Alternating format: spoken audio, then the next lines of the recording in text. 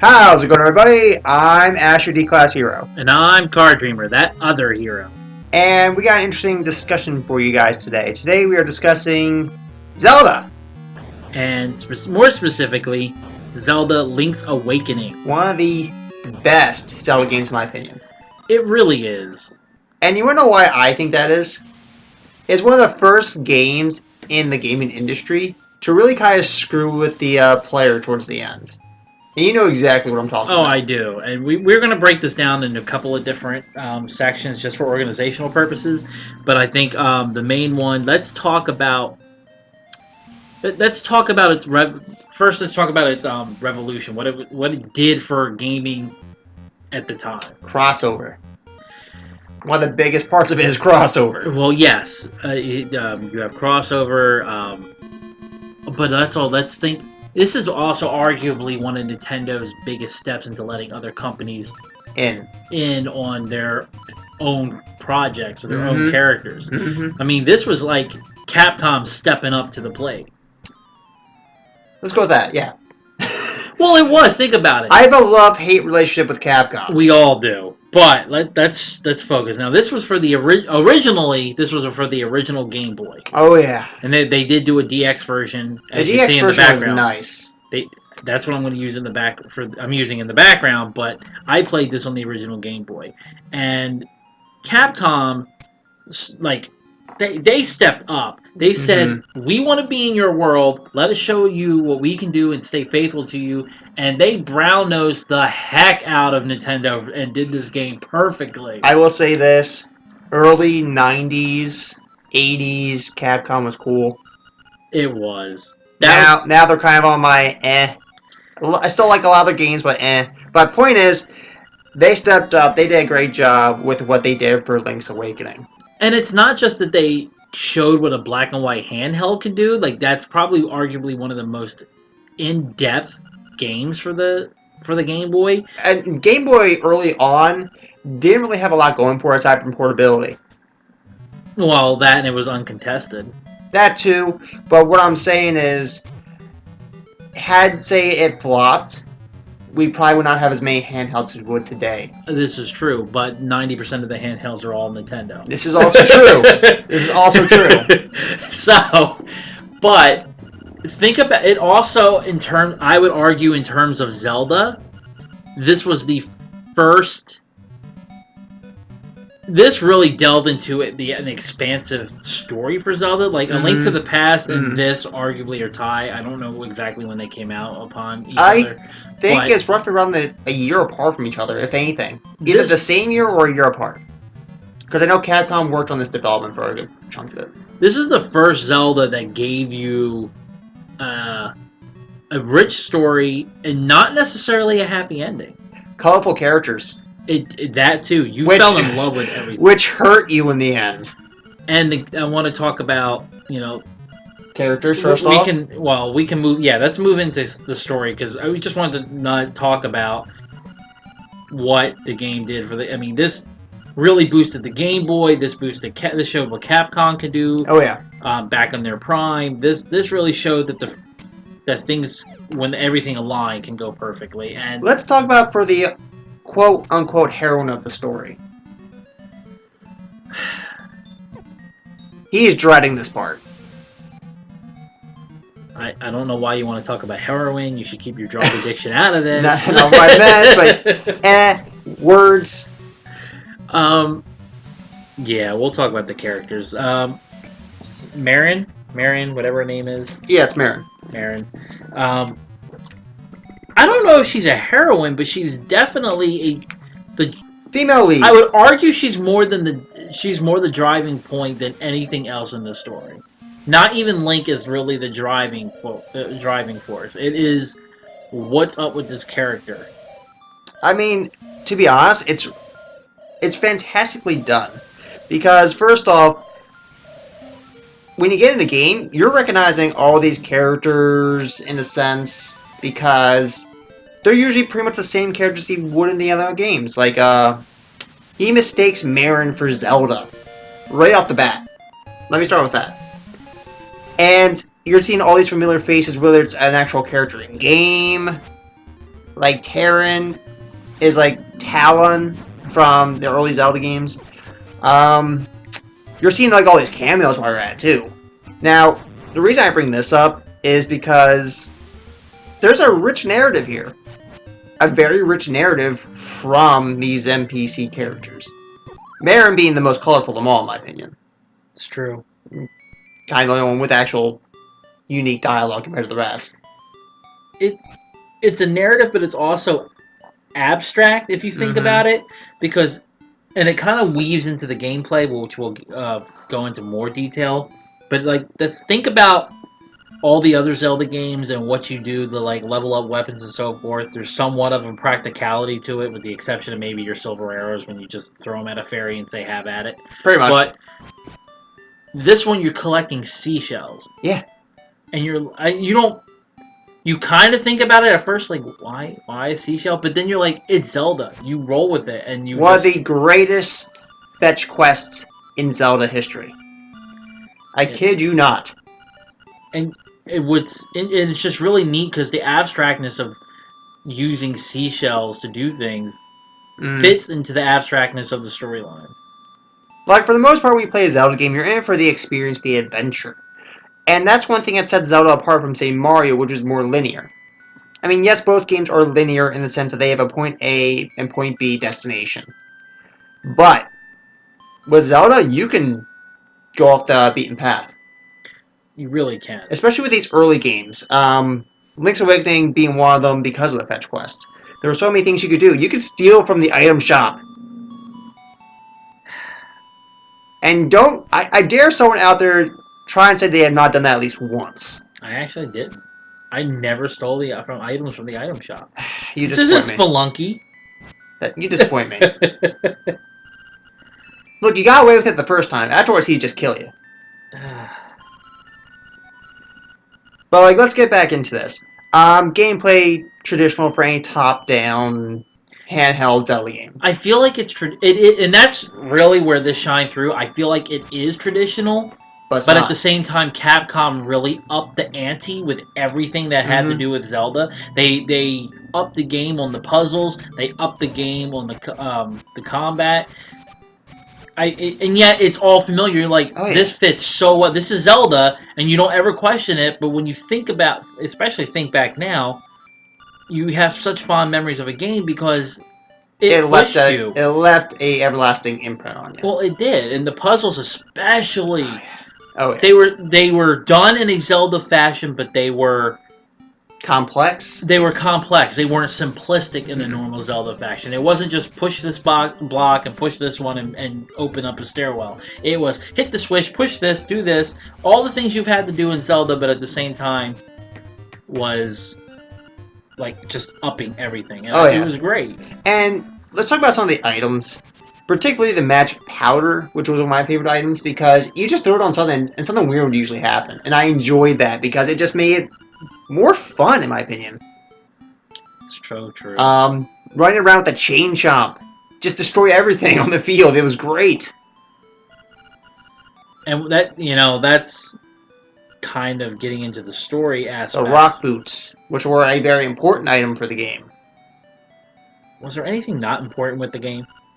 Fair point. I mean, it's not like in the first Zelda game where you could actually go throughout the main game without a sword. It's true. I mean, they made seashells important. They did. They somehow managed to do that. I mean, it was just a fantastic game. It was, but we're getting off the point. We're pretty much going back into nostalgia at this point. Let's get back to what we were talking about. Why this is important, why we're discussing it. I think, really you got to go in, we're discussing the story in general. You got to go into the key points. And part of it's going to, sure, maybe you're reading a little much into it, but it only adds to the story. It never takes away. And, it does. Spoilers, by the way. Spoilers in case you haven't played a game from the 1990s. First off, it's 2017, sir.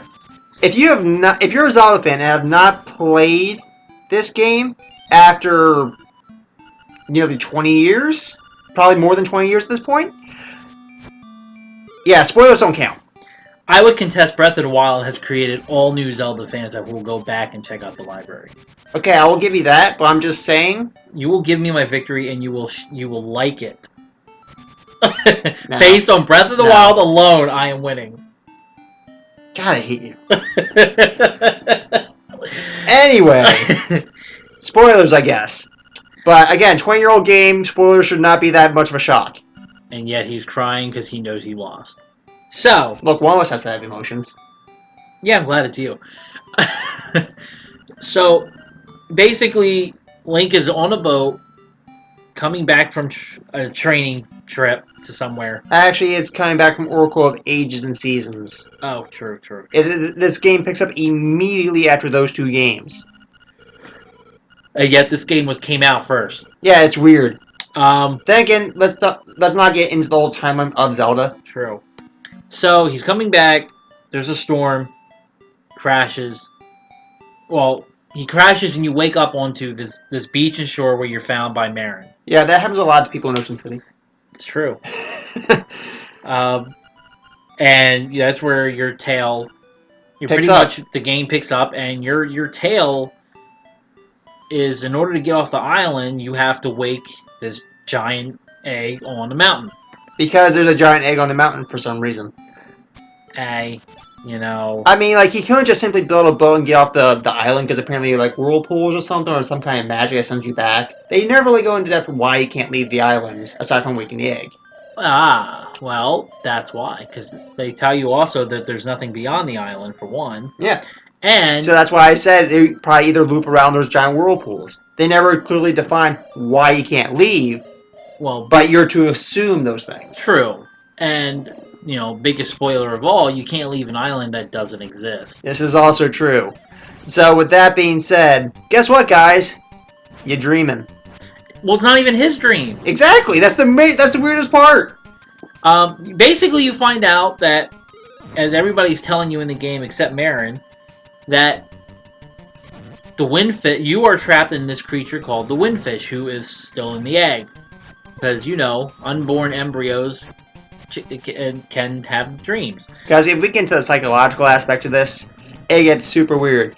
You're apparently in the dream of something that's both metaphysical and physical at the same time. Yeah. So your goal is to gather these instruments in the dream. Which brings up the question, what do these instruments represent? Yes. In terms of reality? So you're guided by an owl who is... When isn't there an owl? When is there not an owl? Link 1 and 2.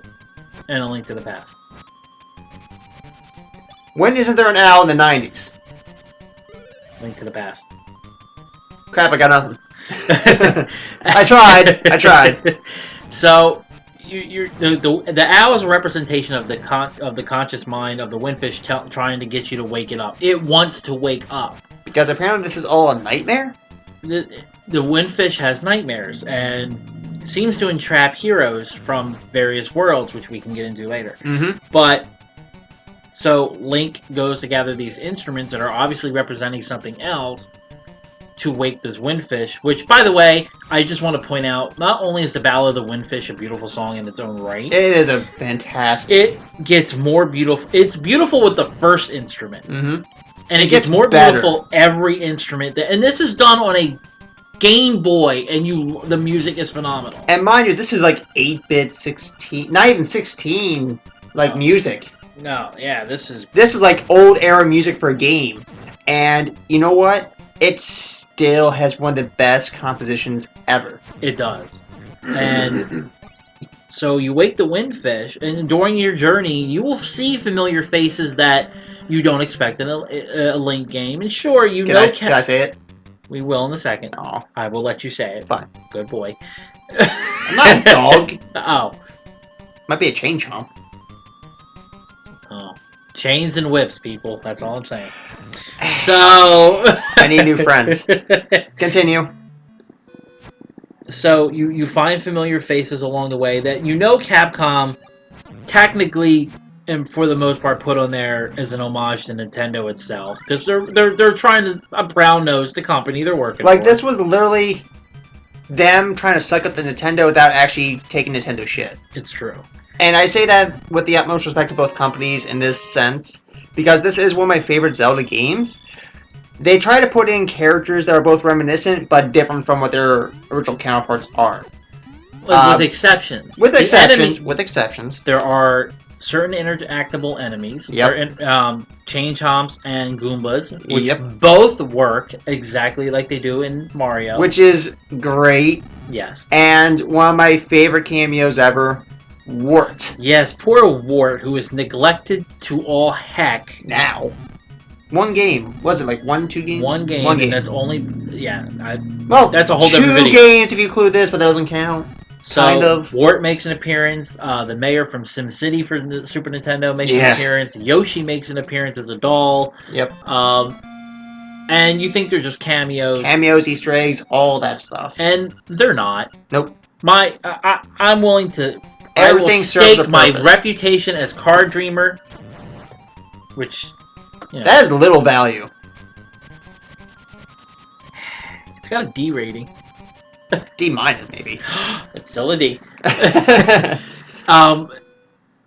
Link is not the first hero that the Windfish has encountered. I mean, from what I've experienced with this game and what I've seen throughout, it seems like, yes, like you were saying, he's not the first hero to show up, but like, question is, who else is there? Like, okay, we see Yoshi, we see Chain Chomp, Wart's there, so we're to assume maybe Mario at some point? I mean, this is all a dream, so what's not applicable? So that kind of gets onto the deeper elements of the story. And sure, we're adding our own theories and what-ifs to this, but this is what is so beautiful about this Zelda game, apart from any others, is that these more apply than anything else. The fact that it's a dream, and not even Link's dream at that, opens up a whole Pandora's box worth of speculation and analysis. In the sense that, like, okay, it's a dream. If it's Link's dream, usually when it comes to dreaming, and I've taken several psychology classes in college. I'm no expert, but I know a fair enough about dreams because it's one of our main aspects. That usually when you dream, all the faces you see are faces you've actually seen in real life. Yeah. So, Link has never seen a Chain Chomp. He's never seen Wart. He's never seen Yoshi before all this. And since this is not his dream, it makes sense why the Windfish has. So that brings the question, where has the Windfish seen this in reality? Super Mario Bros. 2 US version. After you? So, as everybody knows, the US version of Super Mario Bros. Is a dream. Yep. That supposedly you're led to believe Mario is having. Mm-hmm. That I do not believe is the case. My theory is that he is in a dream, possibly. He's in a dream world, but it is not his. It is the Windfish. Because according to Hyrule Historia book, which is official, yep, the Windfish even is haunted in his dreams and still does continue to sleep, apparently on and off. So Link is not the first hero that this Windfish has come across. And the Windfish, like Ash has said, will draw on its own experiences, memories. The Windfish obviously retains information from the people it interacted with or seen. It puts to sleep and brings into its dream. Mm-hmm. So Marin would be a representation. The owl would be a representation of something else this Windfish has encountered. Wart, which he probably took from Mario's memory. Yep. So, be that the case, this is also think about it as an ultimate test to Link. The best way to compare this is it's a twofold narrative that reminds me of two different stories. May I real quick? Sure. Okay. So, at this point, everyone's seen the movie Inception. And yeah, I know I do bring that up, but listen. No, I've never seen it. You suck. Great movie. Great movie. All the psychological aspects they put into it are pretty concrete for the most part. In this sense, this is a lot like that movie Inception, where the Windfish makes the plane, but Link fills it with his things. The Windfish can alter it based on its own memories, like the two colliding. So that's why I say, if it brought Mario in, it would be his world, versus Link going in, it's something from his world. An island. Mario would be the kingdoms. I actually wonder if the land, because the people are familiar to Link, not the land. No, but I'm just saying he creates the plane, Link fills in everything else. For the most part. See, and this is where I think we're going to diverge in our theories, and this is just like these speculation. Theories, but this is the beautiful part of this game, and that's why we're discussing it in a very general, abstract way, because everybody's going to rate the game and talk about its mechanics. Let's talk about the in-depth parts of this. This game was. Yeah, it's a work of art, in my opinion. It is, and this is going to be a long video, but so worth it. Think about two different stories. This reminds me of two different stories from two totally different genres, and people are going to be like, dude, what is wrong with you? And that's okay. I mean, people think about that about you anyway. It's true. So the first and foremost, the first story reminds me of is a Superman comic book story called For the Man Who Has Everything. Oh, I know where you're going with this one. Yes, and most people would probably know, or more people might know, the animated episode of Justice League that was loosely based on it, where Superman is exposed to a Black Lotus plant, which is telepathic, and brings your heart's parasitic psychic plant, and it brings your innermost desires to life, and you don't even know you're in a dream world. You're comatose. You're comatose in the real world.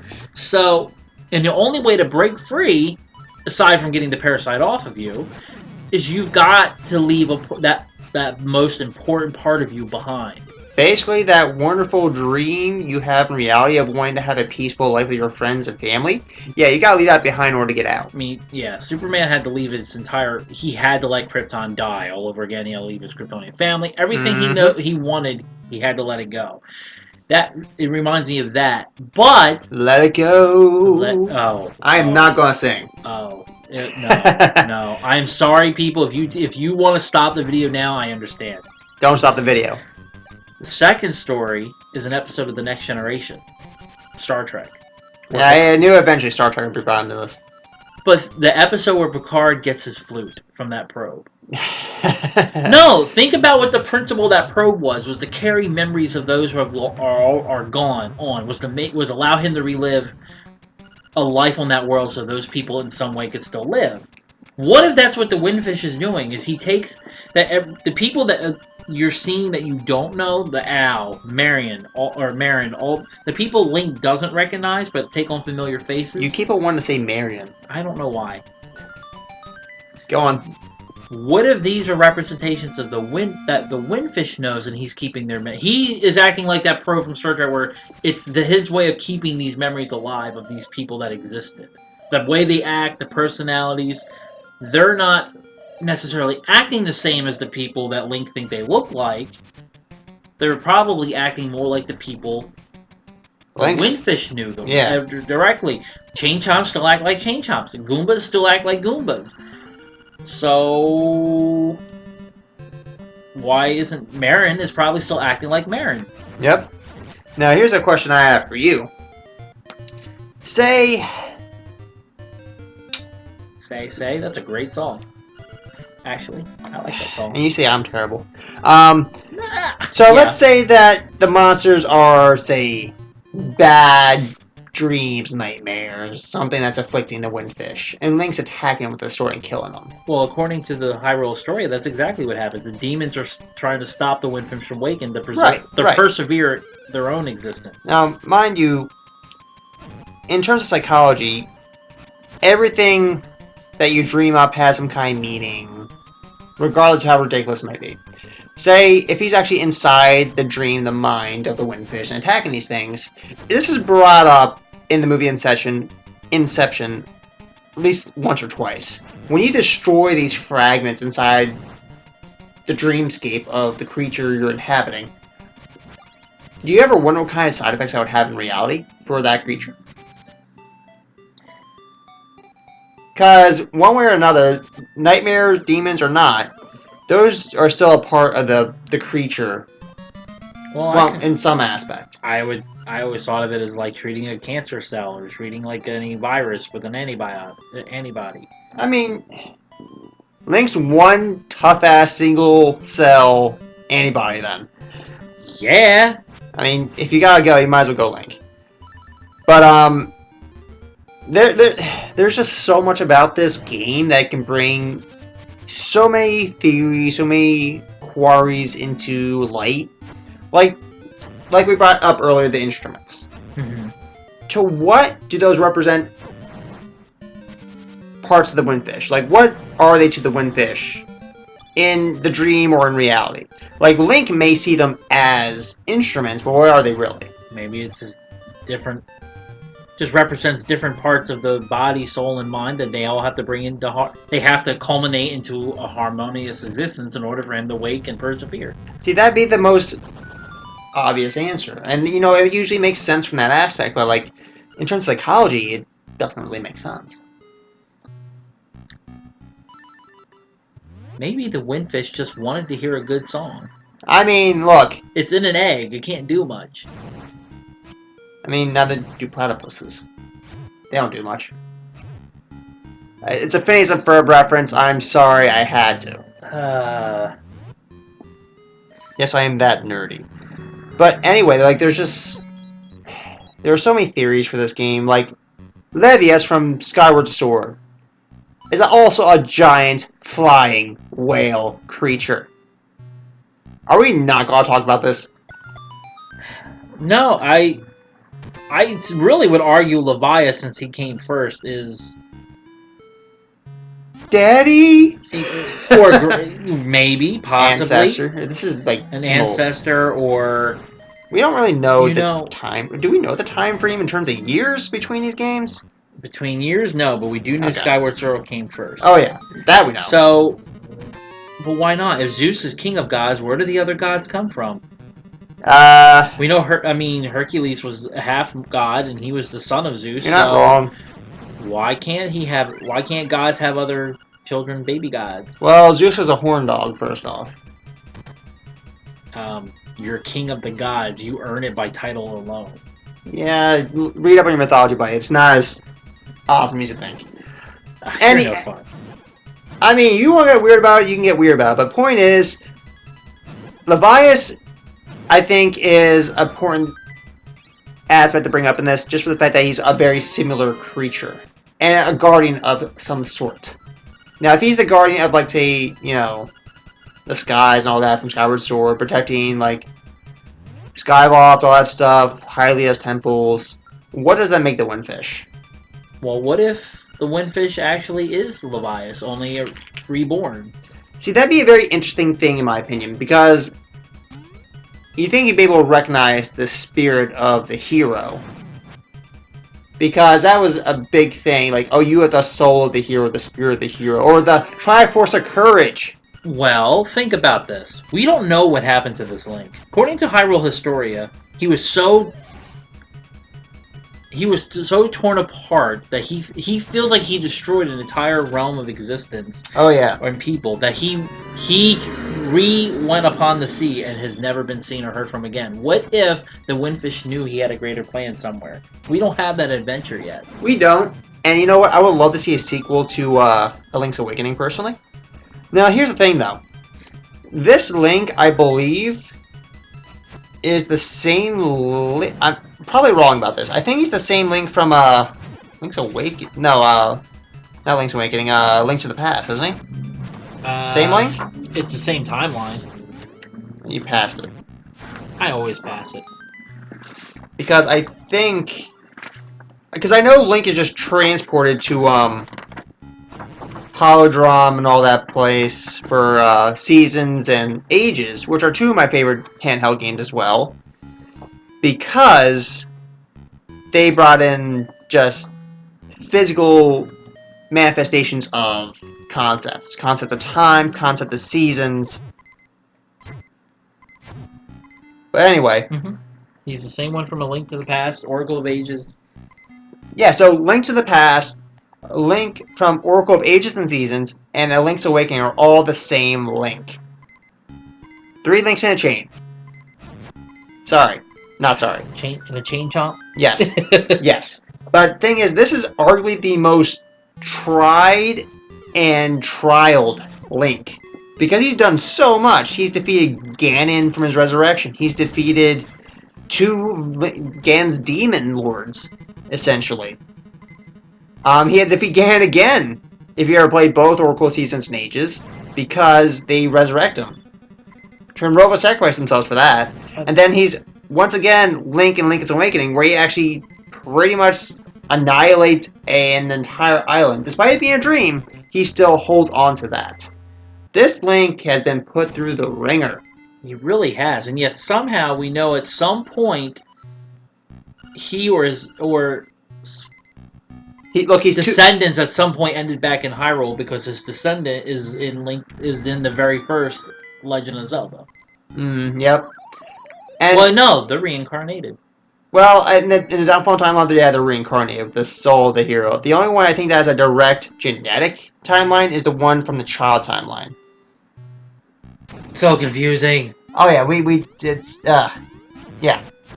No, correction. Yeah, child timeline.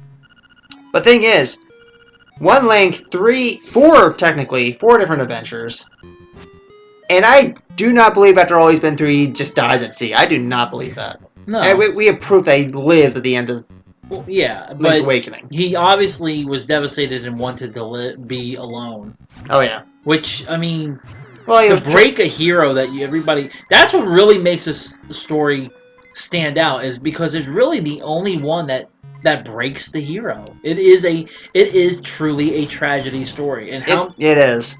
And the one thing is, he was trying to get back to Hyrule after Ages and Seasons. He was trying to get back to Hyrule. He was technically on a foreign continent, from my understanding. Yeah. And it's just like...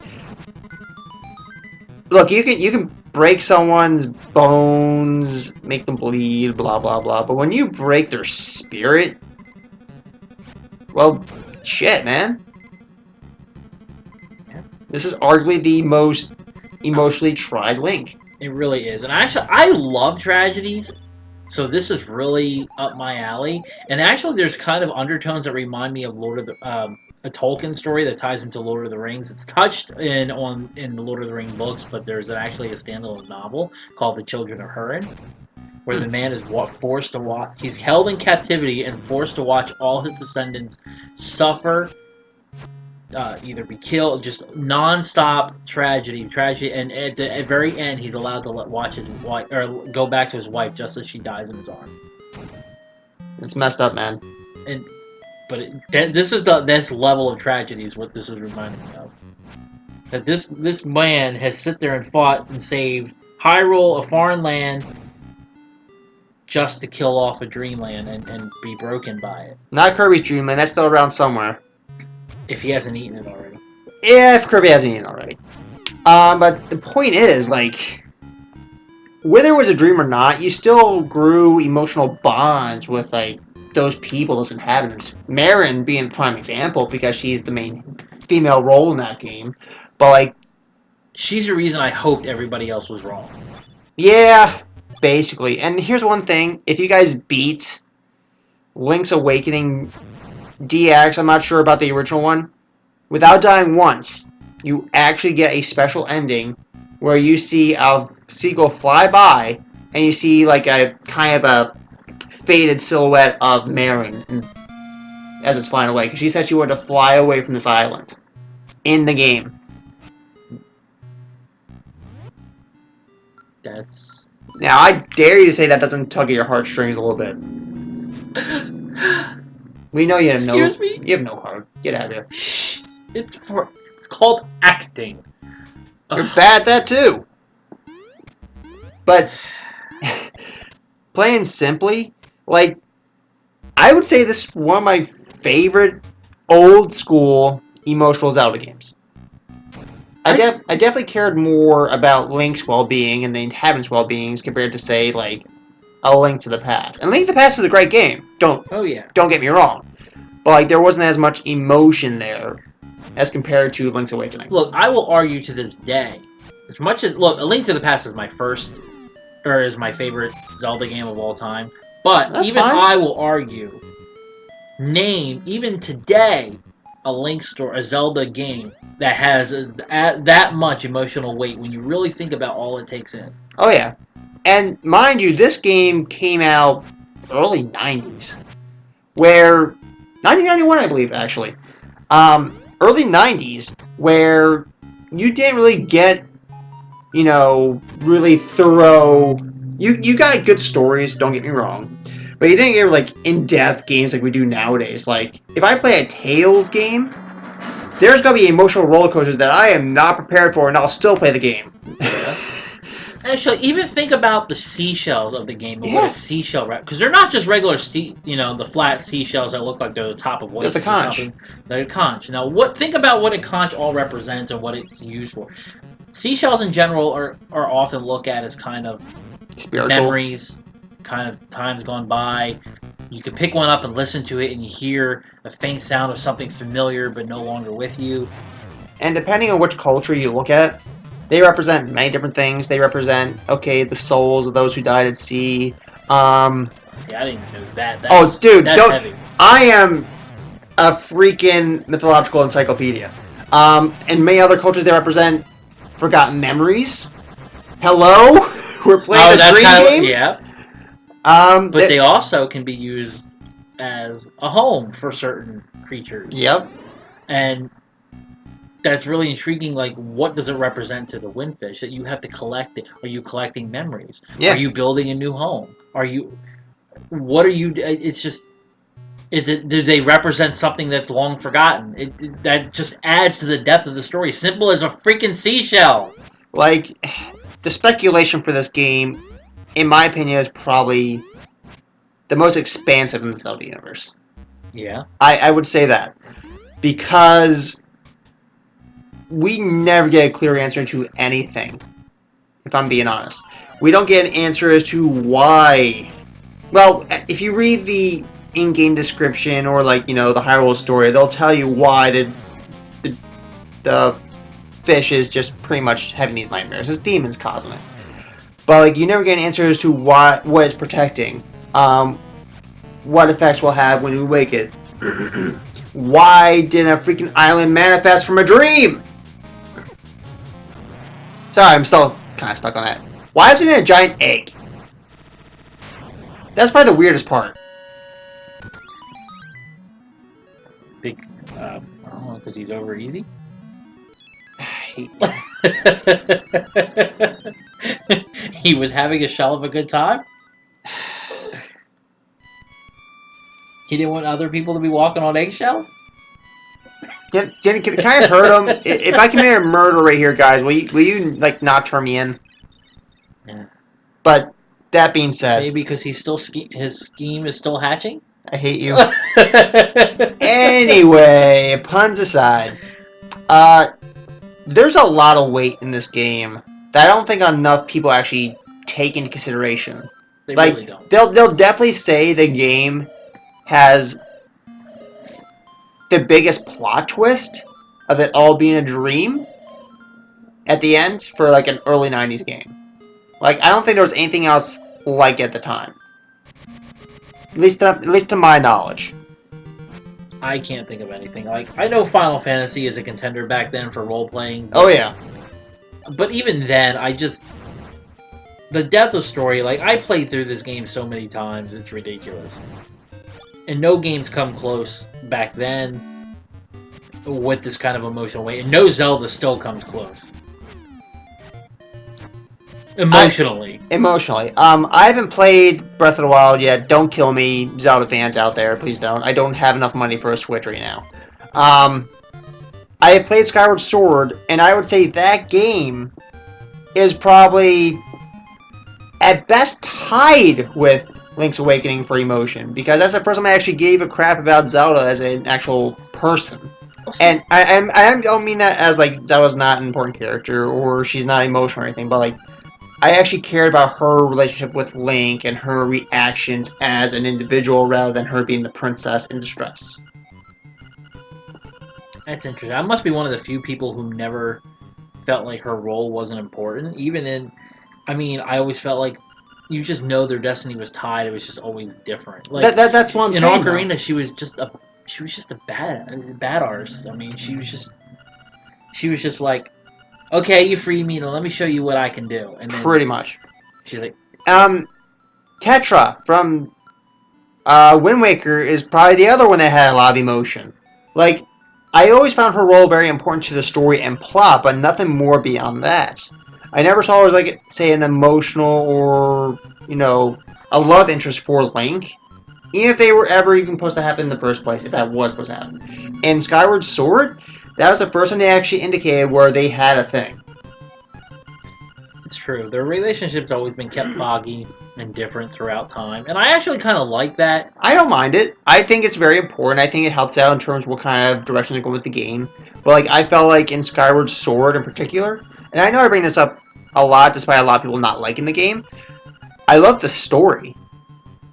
The story was great, and Zelda helped drive that a lot. Like, there was one point, spoilers, where Zelda gets, hey, there's one point where she gets trapped in a crystal to sleep for 1,000 years as the host for Hylia, the goddess of time. And Link has to stand there and watch her just crystallize, being unable to move and fall asleep for 1,000 years without him being able to do anything aside from defeating Demise, the Demon King. Like, I actually felt choked up at that point because you could actually see the pain in Link's face. Like, it is a very powerful moment. And, like, a lot of people say, like, yeah, that has a lot more emotion than Link's Awakening. But think about it this way. Link's Awakening is an old school game with no facial expressions or anything of that like, but still brought so much in-depth character and personality. It's true. This is just what I'm saying. No, it's true. No, you have all this modern Zelda games that can add so much animation and facial feature, but none of them will do what Link's Awakening did with an 8-bit black and white sprite. No, I don't think any of them will even go back to it. Yeah. Yeah, I think that's really, we've said all we can say about Link's Awakening. That's not a straight up game review, and that's not what we're here to do. We just want to discuss the fondness for the game, what it really entails, the fact that it's the only Zelda that's really a tragedy and not a heroic tale. Yeah, this is definitely one of the few where it's actually a very sad thing. I mean, Majora's Mask being the other one, but other than that, like, everything else is very... Even Majora's Mask, you saved Tournament. Yeah, but think of it this way. There are tons of theories about Majora's Mask, and you don't really see all the dark consequences of Link's actions in that game after the fact. For example, one of the best fetch quests in the game is to reunite, again, spoilers, a woman and her beloved who was turned to a child. And he's hiding from her because he doesn't think he's able to be the man that she deserves. One of the best fetch quests, the best fetch quest. At least not by in Zelda. Not by... See, now you just made it weird. But point is, the only reason that fetch quest actually was accomplished is because of Link's actions. And once he leaves Termina, he's still a kid. If he leaves Termina, because I know there's a theory that Majora's Mask is all about him being dead. Yeah, that's also another one, but that's proven false at this point because a direct descendant of his is in Twilight Princess, the game afterwards. Which I don't get. How can you have a direct descendant if your predecessor is a Stalfos? Well, you become a Stalfos when you die in the woods. It doesn't mean you die. When you die as a child, you become a Skull Kid. I'm confused. Anyway. Look it up. Guys, look it up. You become a Skull Kid when you die in the Lost Woods. You become a Stalfos when you're an adult and die in the woods. So what if you're an adult who never grew up? You're Peter Pan. Fair enough. And on that note, I'm Master D-Class Hero. I'm that other hero. I need a better name. I don't know. I kind of like your intro. But anyway, this is our discussion video for Link's Awakening. Yeah, we kind of got off subject a little bit, but you know what?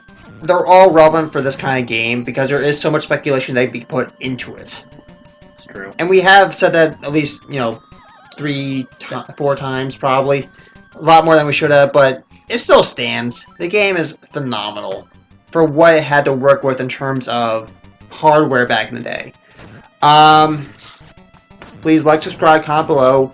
Tell us, did you play Link's Awakening? Did you enjoy it? Do you think it's a tragedy? Do you think it's more of like a uplifting game because you still have that fond memory of all the characters? Tell us your honest opinions of the game, people. That's it. Catch you in the next one. See ya.